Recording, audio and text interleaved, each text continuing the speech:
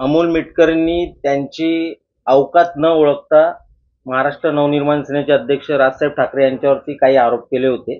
त्यांच्याकडे त्याचे पुरावे नाहीत, पण आम्ही जेव्हा अमोल मिटकरींना घासलेट चोर बोलतो त्यावेळी आम्ही त्याचे पुरावे हातात घेतो आणि मगच त्यांना घासलेट चोर बोलतो.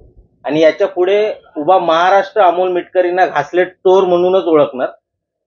2016 मध्ये म्हणजे हे अमोल मिटकरी विधान परिषदेचे सदस्य व्हायच्या आधी यांचं रेशनिंगचं दुकान होतं आणि या रेशनिंगच्या दुकानाची मालकी यांच्या वडिलांची होती आणि तिथे यांच्यावरती आरोप झाले होते. काही ग्राहकांनी यांच्या विरोधात तक्रार केल्या होत्या.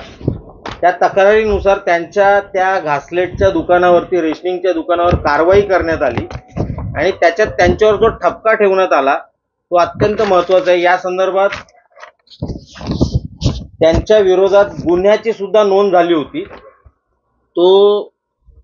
त्याची FIR क्रमांक आहे 3006 दिनांक 23/2/2016 ची FIR आहे. या माणसाच्या विरोधात याच्या वडिलांच्या विरोधात FIR झाली होती. अशा माणसाला माननीय अजितदादा पवार यांनी विधान परिषदेचं आमदारकी दिली होती. खरी तर महाराष्ट्राची अपेक्षा असते विधान परिषदेमध्ये अशी माणसं जातील जे विचारवंत असतील. तर माननीय अजितदादा पवारांनी महाराष्ट्राला एक असा आमदार दिला की जो घासलेट चोर आहे. याच्या संदर्भात त्यांचं लायसन्स हे शासनाने रद्द केलं होतं आणि त्याच्यावरती त्यांनी जे आरोप ठेवलेले आहेत हे आरोप अत्यंत गंभीर होते. लोकांचं जे मयत व्यक्ती आहेत अशा मयत व्यक्तींचं रॉकेल केरोसिन हे मिटकरी आणि त्यांचे वडील चोरत होते हा त्यांच्यावरती आरोप आहे आणि म्हणून त्यांचं हे लायसन्स रद्द केलं होतं. या विरोधात त्यांनी अपील सुद्धा केलं. ते अपील सुद्धा फेटाळण्यात आलं होतं. आता खरं तर ज्या मिटकरींनी आमचा बाप काढला होता, माझं त्या मिटकरींना आव्हान आहे, आता तुमच्या हातावरती लिहून घ्या मेरा बाप घासलेट चोर आहे.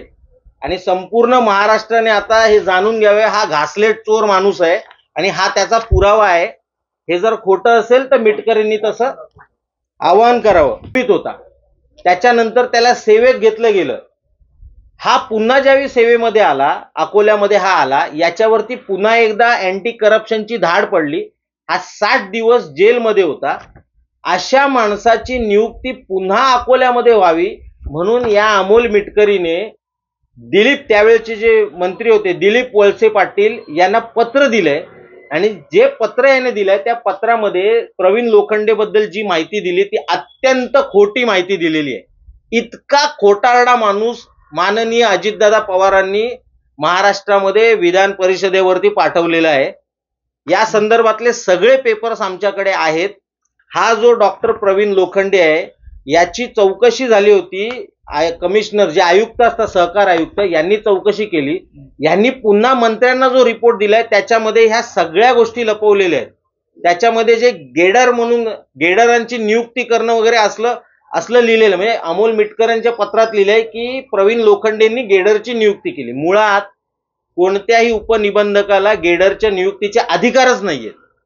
जर ते अधिकारच नाहीयेत तर त्याने नियुक्ती केलीच कशी, हे एक उदाहरण झालं. अशा अनेक गोष्टी अमोल मिटकरींनी डॉक्टर प्रवीण लोखंडे बद्दल लिहिलेल्या आहेत ज्या अत्यंत खोट्या आहेत. अशा खोट्या गोष्टीवरती पुन्हा त्याची नियुक्ती केली. खरं तर अँटी करप्शनच्या नियमाप्रमाणे एखाद्या माणसावरती अँटी करप्शनचे जर गुन्हा नोंदवलेला असेल तर त्याची पुन्हा त्याच जागी किंवा जिथे लोकांशी त्याचा संपर्क येईल अशा जागी त्याची नियुक्ती करायची नसते. परंतु याच्या नियुक्तीसाठी अमोल मिटकरींनी दिलीप वळसे पाटलांना पत्र दिलं. त्याच्यामध्ये खोटे मुद्दे टाकण्यात आले, प्रवीण लोखंडे बद्दल खोट्या गोष्टी सांगण्यात आल्या आणि पुन्हा त्याला त्याच जागी नियुक्त करण्यात आला. आता त्याचा परिणाम असा झालेला आहे की ज्यांनी ही तक्रार केलेली आहे ते लोकायुक्तांकडे गेलेले आहेत. प्रवीण लोखंडे पुन्हा त्याच जागी आल्यामुळे आता त्याच्या विरोधातले जेवढे पुरावे आहेत ते एक एक पुरावे तो नष्ट करत चाललेला आहे. हे प्रकरण खरं तर त्यावेळच्या सरकारकडे आलं होतं, परंतु त्यावेळी आणि याच्या विरोधात चौकशी सुद्धा सुरू झाली होती, परंतु त्याच्यानंतर भाजप आणि राष्ट्रवादी यांची युती झाल्यामुळे पुन्हा हे सगळं प्रकरण थंड्या बस्त्यामध्ये गेलेलं आहे. त्यामुळे आमची माननीय फडणवीस साहेबांना विनंती आहे, सर्व बाजूला ठेवा, परंतु अशा फ्रॉड आमदाराला, खोट्या आमदाराला, या घासलेट चोराची पुन्हा एकदा चौकशी झाली पाहिजे. हे प्रकरण गंभीर आहे या प्रकरणाची चौकशी झाली पाहिजे. अन्यथा संपूर्ण महाराष्ट्राला असं वाटेल की भाजप बरोबर युती राष्ट्रवादीची झाल्यामुळे अमोल मिटकरी विरोधातले जेवढी प्रकरणं आहेत तेवढी प्रकरणं दाबण्यात आलेली आहेत. जर ह्या प्रकरणांची चौकशी झाली नाही तर पुढच्या वेळी पुन्हा अजून 2 नवीन प्रकरणं आम्ही तुमच्या समोर मांडू आणि महाराष्ट्र समोर असं चित्र जाईल की हे सरकार अमोल मिटकरी सारख्या फ्रॉड आमदाराला पाठीशी घालत आहे.